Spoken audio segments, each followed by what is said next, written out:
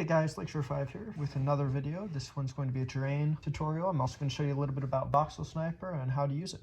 So let's get into it. So the first step when doing terraforming is you got to get the Voxel Sniper commands up. I like to use /b bmm /vr0 and /v1.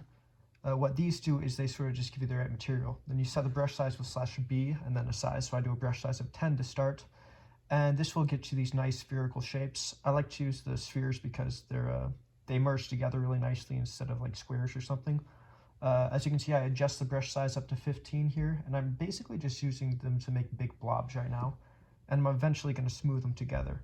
But for now, adjust it back to size 10. Start building it up because I'm going to try to do a big overhanging cliff thing. And I want to shape it in a way that's vague enough so that I can like just have a big blob that I can mold later. But I also want it to be like one big cliff in the corner and then like some build up to it. So as you can see, I'm just shaping the corner cliff right here, making sure it's got enough mass.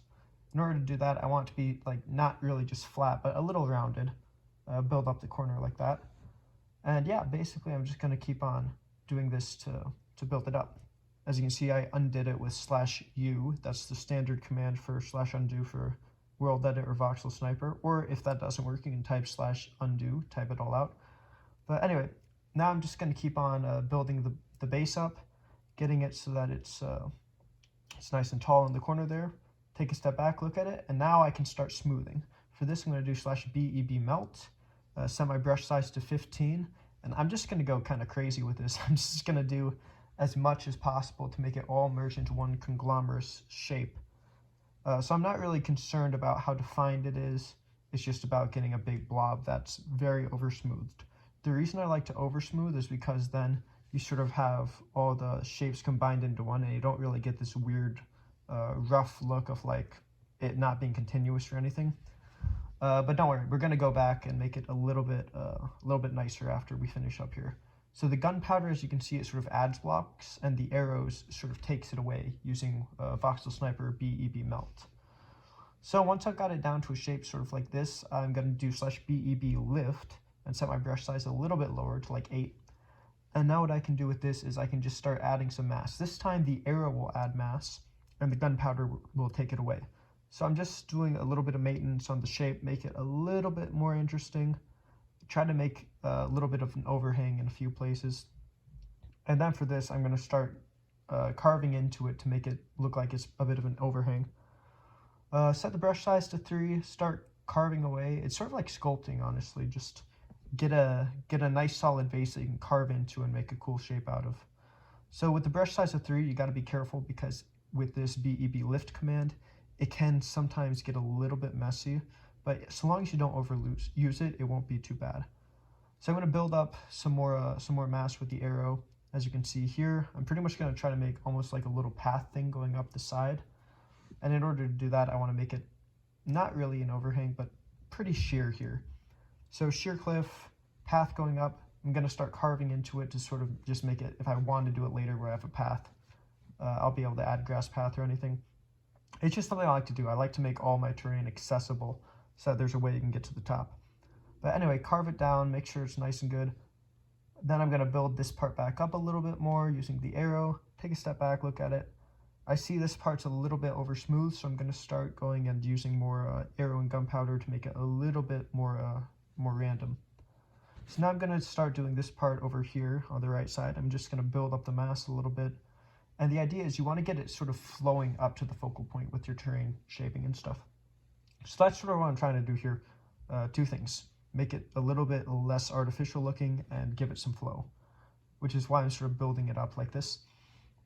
Also, if it's really, really flat, you don't really want that in your terraforming. That can be a little bit weird. So that's sort of why I'm pushing it down and stuff. Now I can bring out one of my favorite tools, BR height. Set the brush size to 4 there. And what this will do, it'll sort of make just little mountain peaks. And they're a little smooth, so I might go and adjust them later. But for now, what I'm doing, I'm pretty much just building them up into the cliff. Again, like I said before, it's all about having a sense of flow that's consistent. So that's what I'm trying to do with this. Make it so that it visually leads the eye up and towards the center.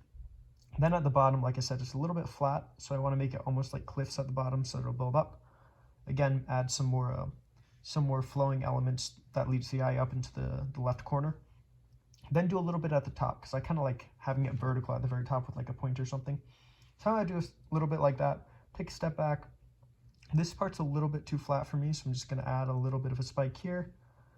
Step back, look at it. Then over here, do the same. Again, this is all for the sake of having a nice flow. So going to keep on working on that. And it's important to keep on constantly stepping back like that to make sure it looks good and that the flow is being consistent, because it can get easy to get caught up in the details and lose an eye for the overall composition. So I'll build it up a little bit more over here. Again, trying to make it flow. Take a step back. It's looking pretty good at this point, but I'm going to do a little bit more, I think. Take a look at it. On this left side, that part's a bit artificial. Build it up, and now I can start getting ready to add the painting and the color. So I'm going to mine down, select the entire thing, and I'm pretty much just going to replace all the stone, just because I like stone as a base material. So once I do that, I just use / replace 1. That changes all the blocks to stone. Then /gmask less than 0, that means everything under 0. / replace / bracket 0d and bracket open bracket 55d. This is important because what that does is it means it's an angle from 0 angle to 55, and I replace everything in that angle to green wool. So that's what I do to sort of do my grass. I think it looks pretty nice, pretty realistic overall, but now I can get started on the painting for the actual glyph. For this, I'm going to use Go Paint, and I'm just going to, for Go Paint, make a gradient of darkest to lightest. So the cayenne clay, the soul sand, the stone, then the concrete powder, and you can see I have the gradient brush selected, fall off strength 60%, mixing strength 30%, size 10, and it's enabled. What this means is it's just going to do like a nice progression of layers from the cayenne to the soul sand to the stone, then to the powder. And I'm sort of just going to try to paint the tips everywhere where the light would shine, is what my philosophy is. I'll break away from that every once in a while, but it's a good general rule of thumb. Just everything at the top will be lighter, and below that will be darker. So I'll just sort of like paint the focal points and whatnot. Try to give it some flow, and this part's pretty simple. And I know the soul sand might technically be a little bit darker than the cayenne clay, but don't worry about that. I'm going to go over and replace it with a different block pretty soon. I just use it as a placeholder because I can't get stripped acacia log in 1.12. Now I can start doing a little bit more darkness in the big areas that are just a lot of stone, such as this overhang. / mask disables your G mask, by the way.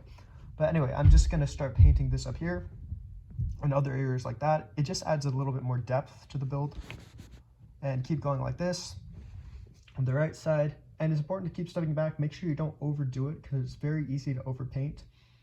But now I can / replace it all and make it into that nice stripped acacia log. So now I can do /brrock leaves 0, 2, / mask 0. What this does is it basically just does little bush things, which I really like this for my terrain. It adds a lot more atmosphere and detail to it. So now I'm pretty much just going to be pretty spammy with these, but I'm not going to overdo it on the cliff face itself. I want it to almost be like as the grass on top of the wool. So I'm just going to click a lot over there. I'll eventually do little vines going on to the stone face itself, but for now it's just about adding more interest to the green wool, because green wool as itself, it's a decent grass block, but it gets kind of boring and repetitive, and it's nice to add volume with some other blocks. So now, as you can see, I'm adding a little bit of vines onto the face of the cliff.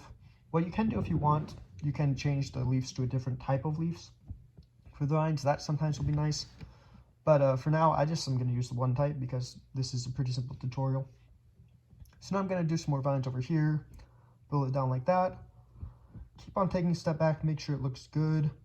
And now I can start adding in some water at the bottom. This is pretty simple, just use your world edit to select it. And once you do, / replace the grass block, which in this case is green wool, and air to water. And voila, there we go. And that's pretty much done. So I'm just going to take a look at it, make sure everything's up to scratch, reselect here, and I'm going to change the grass into a different material now. And the material is actually going to be a combination of 3 materials after I add in these leaves here. But the command to do this is / replace 3513, which is green wool, #simplex, then a size of 5, to 3513, 25213, and dirt 1, which is 3-1. And what this does is going to do a combination in sort of a non-random way. It's like going to be random, but like in splotches instead of just every single block being random. Okay, now I'm going to do one last thing, which is add in some boulders. This is pretty simple. Just BR Rock 252 8 and brush size of 2. And I'm just going to put these everywhere that it feels a little boring. It adds a good pop because they're nice light block. And if you do them like clumped up together, it kind of adds a really cool rocky texture to the build from far away. So I'm going to just keep doing this where I see fit, mainly in the grassy areas, but I'll do a little bit on the cliff face in a few places, as you'll see. Down here, do a little bit more. Then up on the left too, I'll do some. I like doing it on the stone itself because it doesn't contrast so much with slapping in the face, but it gives good texture. Do it down here, take a step back, pretty good. Gonna do one last thing over to the left, I think, and take a look at it. This is after adding in trees. This is the final render.